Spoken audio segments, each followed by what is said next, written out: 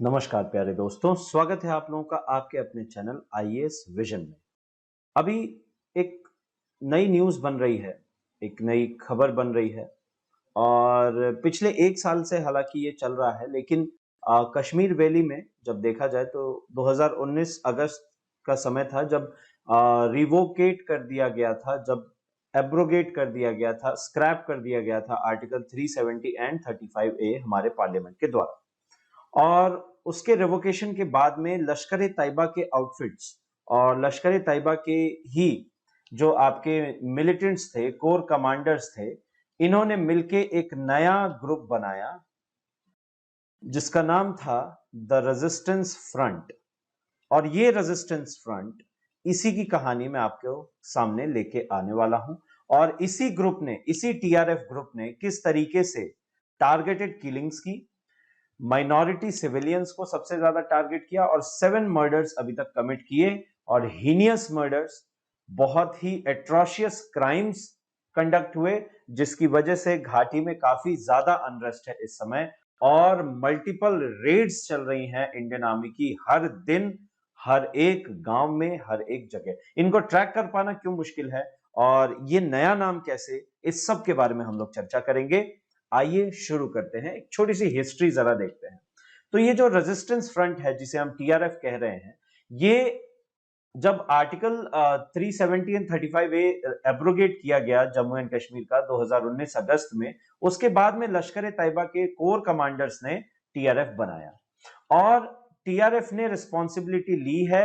बहुत सारे सिविलियंस के अटैक्स हुए अभी रिसेंटली, और 2020 में कश्मीर में 5 इंडियन आर्मी पैरा कमांडोज की भी एनकाउंटर में शहादत हुई थी, उसके लिए भी ये लोग रिस्पॉन्सिबल हैं।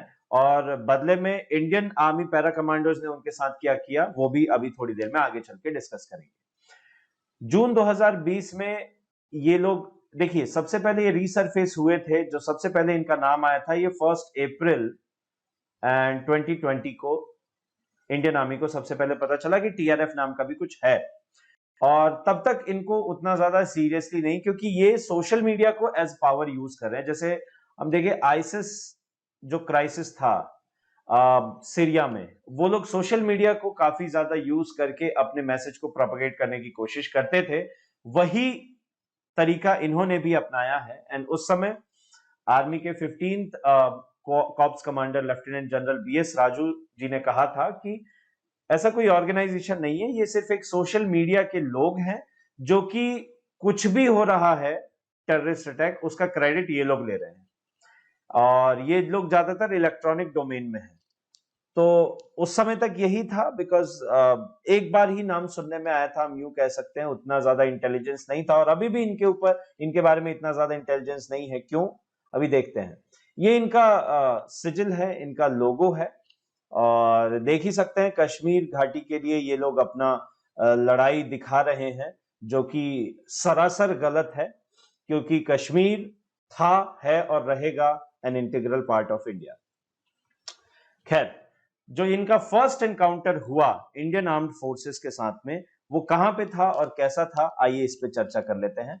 तो ये बेसिकली, ये वाला रीजन पाक ऑक्यूपाइड कश्मीर है, और इधर वाले रीजन को आजाद कश्मीर कहा जाता है। ये जो बाउंड्री आप देख रहे हैं ना, इधर से ये इधर वाला, ये आजाद कश्मीर कहलाता है।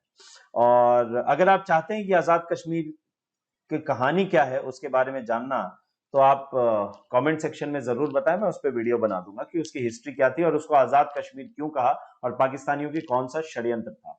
तो इस जगह, इस टिप पे एक जगह है जिसका नाम है केरान सेक्टर, और ये केरान सेक्टर जो है, ये कुपवाड़ा जिले में आता है। तो उस समय क्या हुआ कि पहली बार यहां से एलओसी ये लोग क्रॉस कर रहे थे, एलओसी क्रॉस करते हुए पाए गए, और इन्होंने 5 दिन तक ठंडी, एकदम ठंडी कंडीशंस में, कोल्ड कंडीशंस में, जब एकदम स्नो जम चुकी है और काफी ज्यादा इनएक्सेसिबल एरिया है ये, और इन्होंने इसको कैप्चर कर लिया था। और 5 दिन तक सरप्राइजिंगली ये लोग वहां पे सरवाइव कर गए, जो कि बहुत बड़ी बात है। इसका मतलब है, ये बताता है कि ये हाईली मोटिवेटेड थे एंड हाईली ट्रेन्ड थे। इसका मतलब ये हुआ कि ये घाटी में तो नहीं थे, इनकी ट्रेनिंग पाकिस्तान में हुई थी। इससे ये पता चलता है कि इनकी ट्रेनिंग पूरी की पूरी पाकिस्तान में हुई थी और ये सारे के सारे 5 दिन तक वहां पे टिके रहे और इंडियन स्पेशल आर्म फोर्सेस जिनकी बात कर रहा था, पैरा कमांडोज, उनके 5 जवान शहादत को मिली, उनको शहीद हो गए और उनमें से एक जेसीओ भी थे और जेसीओ रैंक के थे और इन सब लोगों का उनसे फाइट करते वक्त, उनसे मुठभेड़ होते वक्त इनकी डेथ हो गई, पुलिस रिपोर्ट्स के अनुसार ऐसा है। सो जूनियर कमीशन ऑफिसर जेसीओ साहब, इनकी भी शहादत हुई इसी एनकाउंटर में।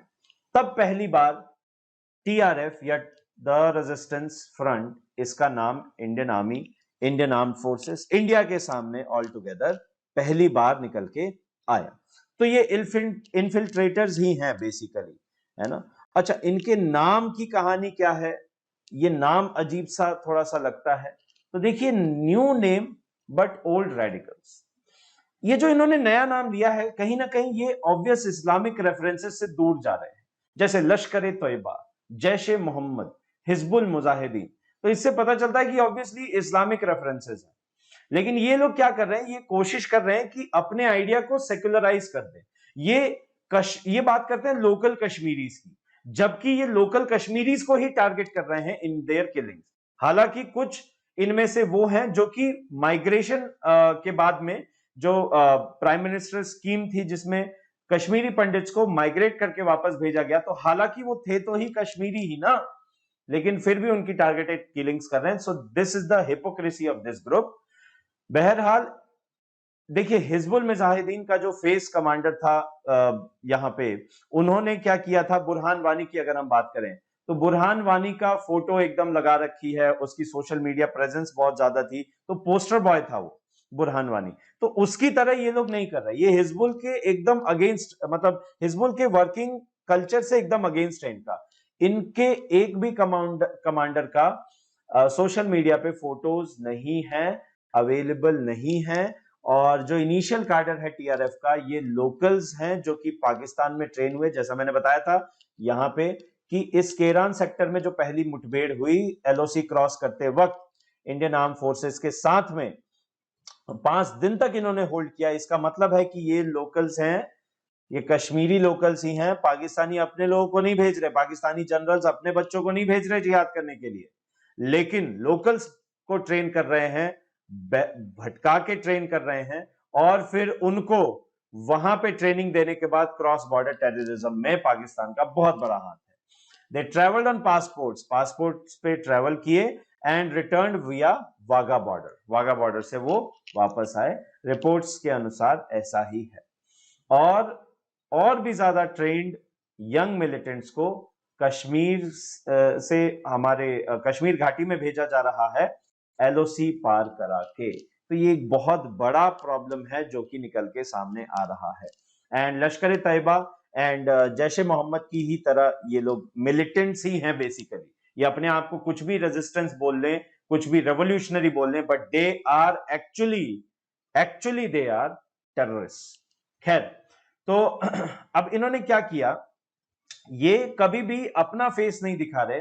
ये मैं आपके सामने एक फोटो लाया, ये गोप्रो कैमरास कहलाते हैं, बॉडी कैमरास कहलाते हैं। ये हेलमेट पे लगा दिया, अब यहां से क्या होगा, इस कैमरे से रिकॉर्डिंग चलेगी, यहां से रिकॉर्डिंग चलेगी एंड फर्स्ट पर्सन एक्सपीरियंस मिलेगा। और ये काफी ज्यादा ना यूथ को एक्साइटिंग लगता है। वो यूथ जिसके भविष्य की बात ये लोग नहीं करके, जिसके डेवलपमेंट की बात नहीं करके ये लोग सिर्फ जिहाद सिखा रहे हैं, उस यूथ को ये बहुत ज्यादा एंटाइसिंग लगता है, एंटाइसिंग और एक्साइटिंग लगता है। जैसे मैं आपके सामने एक वीडियो प्ले करता हूं।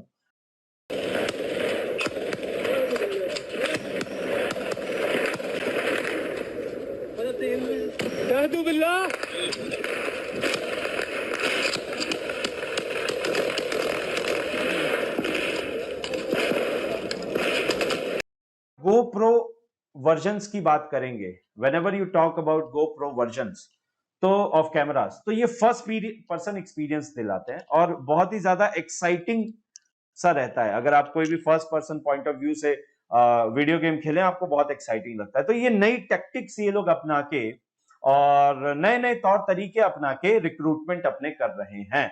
और ऑब्वियसली जो कश्मीरी यूथ है उसको भटकाने का काम कर रहे हैं। सो ये एक बहुत बड़ी प्रॉब्लम है वहां पे। इनका जो मोड ऑफ ऑपरेशन है, मोडस ऑपरेंडी है, ये एकदम अलग है। ये these are the faceless and tech savvy organization, technical guys they are. ये लोग टेक्नोलॉजी को अपने हिसाब से यूज कर रहे हैं, सोशल मीडिया पे मैसेजेस प्रोपोगेट करते हैं, गोप्रो कैमराज यूज में लेते हैं, और सीआरपीएफ पे, इंडियन आर्मी इन कश्मीर पे ये लोग अटैक्स करते हैं, जिससे कि रिक्रूट्स को मोटिवेट कर सके, ऐसा ऑफिशियल्स का कहना है। 26 नवंबर 2020 को इन मिलिटेंट्स ने एक अटैक फिल्म किया उन्हीं गोप्रो कैमरास के थ्रू, आर्मी के 2 राष्ट्रीय राइफल्स नियर श्रीनगर, और उसमें यह दिखाया गया कि 2 सोल्जर्स हैं और उनको शूट किया गया एक क्लोज रेंज से और वेपन्स उनसे छीने गए। तो ये काफी ज्यादा मतलब टेक्नोलॉजी को अपने हिसाब से यूज करके और मैनिपुलेट कर रहे हैं the fresh brains, the youth brains of Kashmir को। तो ये इनका वर्क करने का तरीका है। और ये ट्विटर्स पे चार्जशीट दायर करते हैं। मैं चाहता तो चार्जशीट की फोटो दिखा सकता था, लेकिन मैं इनके प्रोपेगेंडा को सपोर्ट नहीं कर सकता कभी भी। They are the polar opposite of us, तो इसीलिए मैंने उसको दिखाया नहीं। बट आप जाके सोशल मीडिया पे देखना चाहे तो देख सकते हैं कि कितने ही हेटफुल मैसेजेस ये लोग प्रोपेगेट कर रहे हैं इनके chargesheet through this Twitter handles. Next, और अट्रैक्शन गेन करने के लिए ये वीडियोस यूज कर रहे हैं लाइव एनकाउंटर्स के, ताकि इनकी डेडली कैपेसिटी को दिखाया जा सके। ट्रेन तो है ही, ट्रेनिंग तो इनको वहां पे पाकिस्तान में मिली ही है, नो डाउट। और ये अब टेक्नोलॉजी को यूज करके इसको अपने आप को ऐसा प्रोजेक्ट कर रहा है। अब अगर देखा जाए तो सबसे बड़ी प्रॉब्लम क्या है आज की डेट में, वो ये है कि इनके जो चेन ऑफ कमांड है उसके बारे में बहुत कम पता है। इनके कैडर्स की फोटोग्राफ बहुत कम है या फिर है ही नहीं।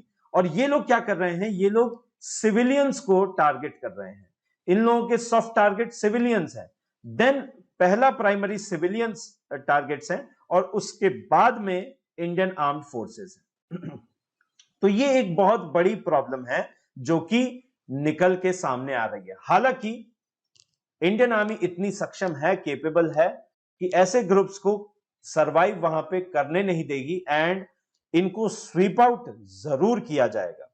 इंडियन आर्मी को सबसे बड़ी सफलता तब मिली जब इनके जो कमांडर था, इनका जो कमांडर था अब्बास शेख, एंड ये जो कोर कमांडर था इनका अब्बास शेख, ये कुलगांव का रहने वाला था। और इसमें कमांडर को मार गिराया गया अगस्त में, ठीक है, इसको मार गिराया गया श्रीनगर में अगस्त में, इसको खत्म कर दिया गया, इसको एकदम उड़ा दिया गया। और कैसे हुआ ये ऑपरेशन? जो आर्म्ड फोर्सेस थी, सिक्योरिटी पर्सनल, वो यूनिफॉर्म में नहीं गए, यूनिफॉर्म चेंज की, स्पोर्ट्स आउटफिट में थे, इसके हाइड आउट पे अटैक किया और एकदम क्लोज रेंज से इसको और इसके एसोसिएट को उड़ा डाला, कहानी खत्म कर दी इसकी भाई साहब। तो अब इसके बाद में एक बहुत ही बड़ी अचीवमेंट थी ये जो इंडियन आर्मी को मिली, आर्म्ड फोर्सेस को मिली। अब उसके बाद में जो इंस्पेक्टर जनरल हैं, inspector general of police Vijay Kumar ji, तो उन्होंने ये कहा कि ये एक बहुत बड़ी सफलता थी, लेकिन फिर भी विद इन वीक्स इन लोगों ने अपने आप को संभाल लिया, टीआरएफ ने, और वापस से अटैक्स में ये लग चुके हैं।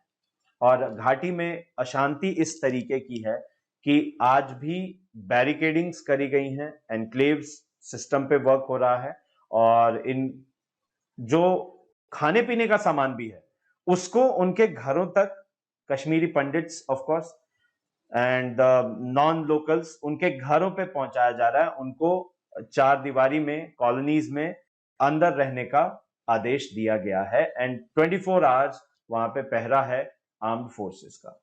तो ये एक टेरर का माहौल क्रिएट करना चाहते हैं जो कि होगा नहीं।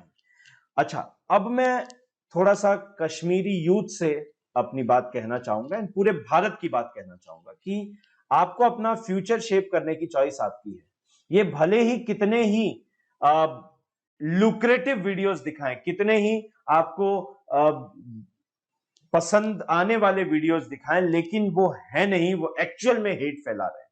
वो आपके भविष्य का नहीं सोच रहे। अगर वो आपके भविष्य का सोचते तो वो डेवलपमेंट की बात करते, वो न्यू आइडियाज की बात करते, वो एक सही दिशा में आपको घुमाने की बात करते, और वो कोऑपरेशन करते कि आप भारत के डेवलपमेंट में अपना डेवलपमेंट भी देखें और हमारे कंधे से कंधा मिला के आगे बढ़े।